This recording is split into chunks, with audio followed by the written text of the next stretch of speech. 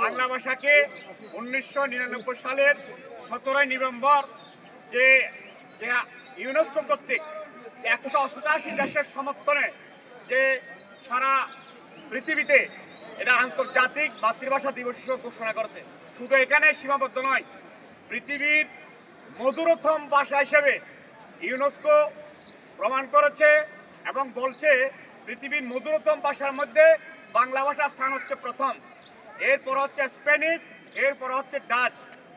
বাংলা ভাষার মধ্যে দিয়ে যে এত সুন্দরভাবে যে নিজের ভাব যে প্রকাশ করা যায় পৃথিবীর আর কোনো ভাষাতেই সম্ভব নয়।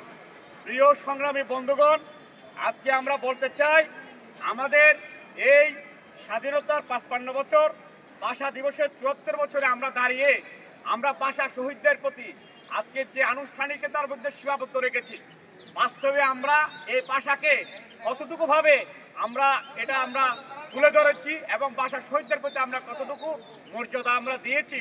আমি বলতে চাই আজকে দেখবেন আমাদের দেশে যে সমস্ত সাইনবোর্ড দোকানে এখনো পর্যন্ত ইংরেজিতে সাইনবোর্ড লাগানো আছে, আজকে আমি জাতির কাছে প্রশ্ন করতে চাই এর জন্য দায়ী কারা? আমি বলতে চাই 55 বছর যাবৎ যারা রাষ্ট্র ক্ষমতায় ছিল, যারা সকল রাজনীতিবিদদের দায়িত্ব নিতে হবে। ঠিক একইভাবে আমি বলতে চাই আমাদের দেশে হাইকোর্টে এখনো পর্যন্ত কেন বাংলা ভাষা চালু করা গেল না? আমি এটাও বলতে চাই 10 জন বিচারপতি 20,000-এর উপরে যে মামলার রায় বাংলা দিয়ে হাইকোর্টে বাংলায় রায় দিয়ে প্রমাণ করেছেন যে হাইকোর্টে বাংলা চালু করা যায়। আমাদের কিছু সুবিধাবাদী গোষ্ঠী, কিছু রাজনীতিবিদদের রাষ্ট্র পরিচালনার কারণে, ব্যর্থতার কারণে আজকে আমরা সেই বাংলা ভাষা চালু করতে পারি নাই। আমি ওইটাও বলতে চাই আমাদের দেশে যে এখনো পর্যন্ত যে প্রাইভেট কোম্পানিতে, যে অফিস আদালতে যে আমরা কথা বলি বাংলায়, আমরা মেল দিই ইংরেজিতে, যে আমরা আধুনিক বিজ্ঞান ভূগোলের বা যাই বলি না কেন এদের যে প্রচেষ্টার কারণে, সফলতার কারণে আমরা আমাদের এখন ইউটিউব থেকে শুরু করে প্রত্যেক জায়গায় বাংলা বলা যায় এবং বাংলা লেখা যায়। কিন্তু আমাদের দেশে প্রতিটি ক্ষেত্রে আপনি অফিস আদালতে দেখবেন যে আমরা বাঙালিদেরকে আমরা একজন দিই ইংরেজিতে। আজকে এইসব বিষয়গুলি আমাদের কাছে তুলে ধরা দরকার। আমি আরও বলতে চাই আমাদের আধুনিক সভ্য সমাজে আধুনিক পরিবার, শিক্ষিত পরিবারের নাম দিয়ে এখনো পর্যন্ত বিয়ের কার্ডকে ইংরেজিতে ছাপানো হয়। এর জন্য আমি তীব্র প্রতিবাদ জানাচ্ছি এবং রাষ্ট্রের কাছে এদের যে সুস্পষ্ট বিচারের দাবি জানাচ্ছি।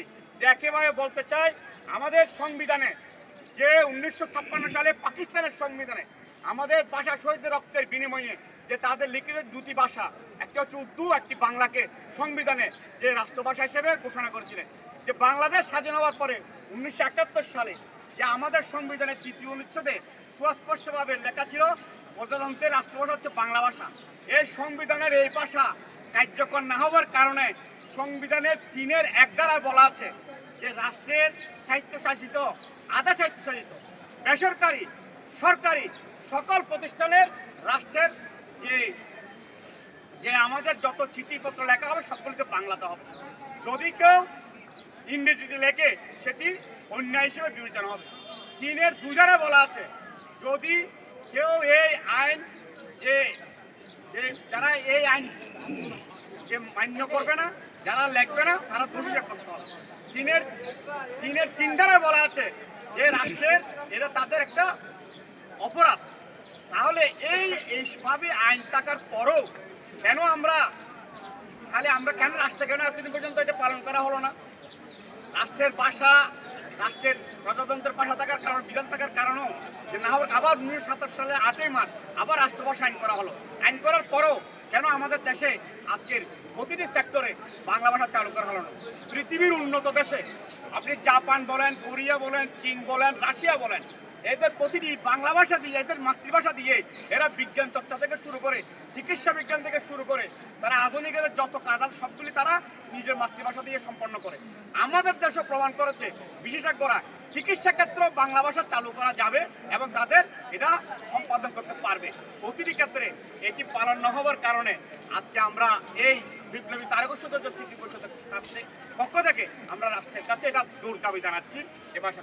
ঠিক একইভাবে আমি দাবি জানাচ্ছি আমাদের দেশের যে ক্ষুদ্র নৃগোষ্ঠী রয়েছে যারা 50টির মতো ক্ষুদ্র নৃগোষ্ঠী রয়েছে তাদের এখনো 40টি ভাষা এখনো জীবিত আছে।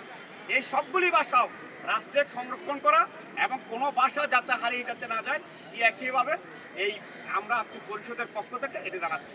আমি আবারও বলতে চাই, চট্টগ্রাম সিটি কর্পোরেশন যে আপনাদেরকে যে ট্রেড লাইসেন্স দেওয়া হয় সেই ট্রেড লাইসেন্সের প্রধান সত্য হচ্ছে আপনার সাইনবোর্ড হবে বাংলায়। আজকে আপনি দেখবেন আমাদের প্রতিটি জায়গায় জায়গায় পরতে কেন এসব যে ইংরেজি সাইনবোর্ডগুলি এখনো লাগানো আছে, কেন রাষ্ট্রদেরকে যে বিচারের আওতায় আনা হচ্ছে না। আমরা এটা আজকে আমরা পরিষদের পক্ষ থেকে আমরা জোর দাবি জানাচ্ছি সরকারের কাছে, যে প্রশাসনের কাছে, আপনারা এগুলো চোখে দিয়ে দেখে কেন আমাদের ভাষা শহীদদের প্রতি অবমূল্যায়ন করছেন। এর জন্য একদিন আমি দায়িত্ব নিয়ে বলতে চাই, এর জন্য একদিন আমাদের যে রাজনীতিবিদদের যারা রাষ্ট্র পরিচালক সকলকে এর জন্য তাদেরকে দায়ভার গ্রহণ করতে হবে এবং তাদের আমি একদিন এই জাতি একদিন সুস্পষ্ট বিচার চাইবে। আমি আজকে যারা সমবেত হয়েছেন আপনাদের সকলকে আমি আমাদের বিপ্লবী তারকা সদস্য সিটি পরিষদের পক্ষ থেকে আমি আপনাদেরকে কৃতজ্ঞতা জানাচ্ছি, ধন্যবাদ জানাচ্ছি। আমাদের